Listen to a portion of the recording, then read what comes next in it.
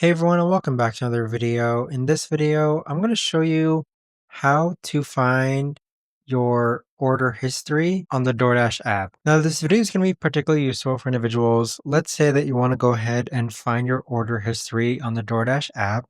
How do you actually go ahead about doing so? Now, this video is going to be short, sweet, and simple, guys. There's not going to be a lot of steps involved.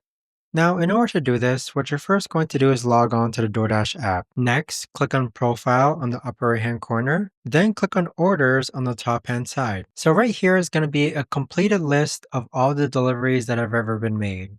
And so with it, you can actually click on the receipts for different restaurants, or you can actually reorder the same thing from that restaurant as well. But that right there, guys, is the best and easiest way that I know of to actually go ahead and find your order history on the DoorDash app. If you guys know of a better or easier way to actually do this, let me know in the comments down below. I would love to know. Thanks so much for watching, everyone, and I'll see you guys all in the next video.